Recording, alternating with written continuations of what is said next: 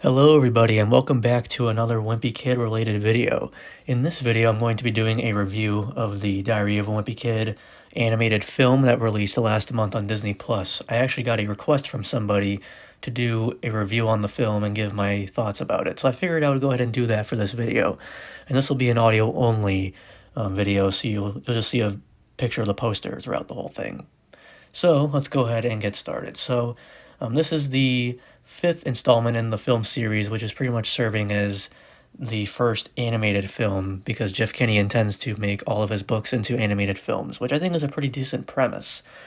Of course, this is the first film. It was released on Disney Plus last month on December 3rd, and I watched it the day it released. And overall, I have to say, for the most part, I enjoyed it, but there were definitely some things that held back from the overall enjoyment of the film. So I'm going to go ahead and talk about that for a little bit. But first, I'm going to start with a basic premise or description of the plot. So of course, it's based on the first book. You have the introduction to Greg Heffley, who's starting middle school, and he's trying to figure out how to be able to fit in with his peers as well as kind of getting held back with the presence of his best friend Raleigh Jefferson, and everything goes downhill from there. So the film basically covers some aspects from the book, but not all. Most specifically, the Halloween night part that takes place in the film. The part where Raleigh gets his arm broken from the bicycle, and when Greg has to try and find a new best friend after Raleigh ditches him for Chirag, and then the bullies as well who come towards the end and force Raleigh to eat the cheese.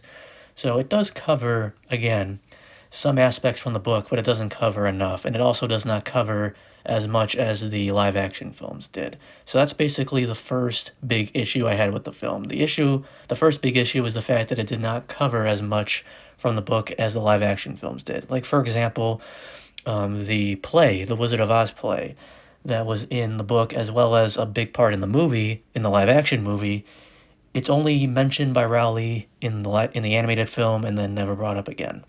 So that was pretty much one example. And I could talk about more of them, but I honestly haven't given this film another watch since I first watched it, so I do plan to give it another watch. This is kind of just a first viewing kind of thought video. But like I said, that's pretty much the first issue I had, is the fact that there was not enough material covered from the book. And that pretty much also is part of the runtime. And when I first found out that the runtime of the film was going to be under 1 hour, that also got me feeling very skeptical, because the live action films, each film was about an hour and a half. But this one, without the credits, runs about 53-ish minutes long, and that's not really enough time to cover the book. I felt like more time could have been put into the movie, as well as have a longer runtime so that it can cover more from the movie. And apparently, from what I heard, someone actually told that to Jeff Kinney, and he said noted. So it looks like, hopefully with Roger's rules as well as the next films in the animated series, that they'll hopefully be longer and cover more from the books. So that's pretty much all the downsides I have, is that it did not cover as much from the books, and that it could have been longer and been more faithful to its source material. What I did like, though, was the animation. I felt that the 3D was pretty good, and it definitely suited the book well, or the animation from the book, to turn it into 3D as opposed to 2D. I think I would have preferred to have it be in the style of the books, in a 2D black and white perspective, but I do think that the 3D and color animation was very welcoming for the film. And the voice acting also was pretty good. Greg Heffley is voiced by Brady Noon, who I believe was also in the film The Good Boys, I think that's what it's called. And you have Ethan William Childress as Raleigh Jefferson, who I've never heard of. And then you have Chris Diamantopoulos. I'm sorry if I don't know how to pronounce that, but he voices Frank, and I've known him from The Office, The Three Stooges. So you have some pretty decent voice actors in the film, even though I only know two of them. And one thing I was also a little like questioned about was the voice actress for Susan Heffley. In some parts, it sounded like her voice was being recorded on a MacBook or some sort of other computer that wasn't really top-notch audio. So if anyone else noticed that, Hopefully I'm not the only one, but that's just something I noticed. This was probably voiced or recorded during the pandemic, so they probably had to work from home with the best that they could. But all in all, like I said, the voice acting is fine for what it is.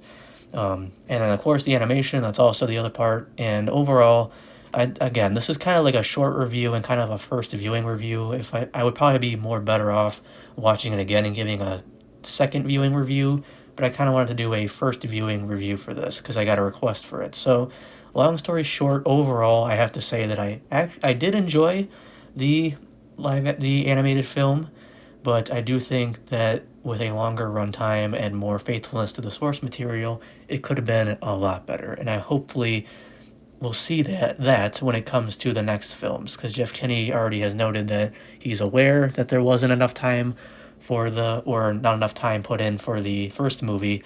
So hopefully with the following films they will be much better. But overall, I give this film about 3.5 out of 5 stars. That's pretty much the average rating I give for a movie that I enjoy. Not a lot, but also not little. So I would like to hear your thoughts as well on this film. Did you enjoy it? Did you like it better than the live action films? Although that's probably a no. I'm sure a lot of people think that the live action films are better, and I agree. I think the live action films are funnier and they're longer, so that allows for more material to be put in. So, and of course, you just gotta love, Zachary Gordon, Robert Capron, and all the other actors in those movies, including Steve Zahn as Frank. No one can ever beat that. So, but if you have any other thoughts about the live action or the animated film, I keep saying live action. If you have any other thoughts about the animated film, please let me know down below. I love to hear your thoughts and your opinion. So that's about it for this review. I hope you all enjoyed this review. Like I said, this is kind of a first viewing review, and I haven't done movie reviews in a very, very, very long time. But if I ever do decide to make reviews on these films, I promise that the reviews will be much, much better. But hopefully you all enjoyed the movie. If you have not subscribed yet, please do. And I will see you all next time. Bye-bye.